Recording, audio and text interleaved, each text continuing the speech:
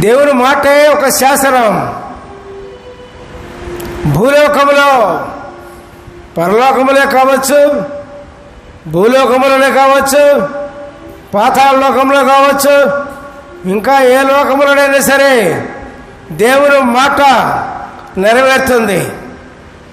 ఆకాశము భూమి గతించిపోయినా పోవచ్చు, కానీ దేవుని మాట మాత్రము గతించిపోదు. హల్లెలూయా, ప్రైజ్ ది లార్డ్. అందుకని నిశ్చయముగా వాడుతున్నారు దేవుడు. నిశ్చయముగా ఆ ఫలాన్ని తింటే నీవు సత్యదవు అన్నారు.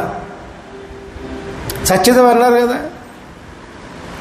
ఇది అవలో ఫలాన్ని తిన్నారు, కానీ చచ్చిపోలేదే.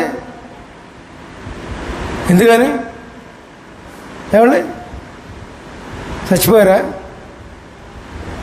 బతికే ఉన్నాడుగా.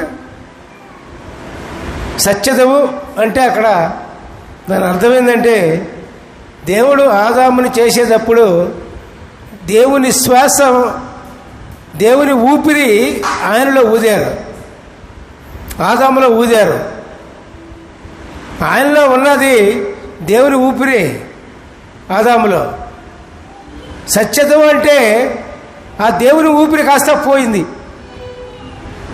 దేవుని ఊపిరి లేకపోతే, దేవుని ఆత్మ మనలో లేకపోతే, పరిశుద్ధాత్మ దేవుడు మనలో లేకపోతే మనం కూడా సచ్చిన వారి కింద లెక్కే.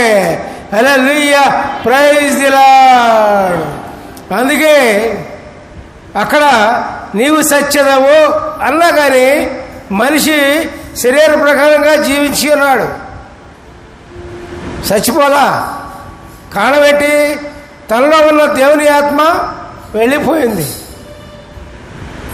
దేవుని ఆత్మ వెళ్ళిపోతే ఇంకా అతనిలో ఏముంది? అక్కడ ఏమీ లేదు. ఊరకే జంతువులా చూడటమే, జంతువులో నడవటమే, అంతే. తర్వాత ఎప్పుడైతే దేవుని ఆత్మ పోయిందో అప్పుడు దేవునితో సంబంధం కోల్పోయింది. దేవునితో సంబంధం కోల్పోయింది. దేవునితో సంబంధం ఉండాలంటే దేవుని ఆత్మ ఉండాల్సిందే.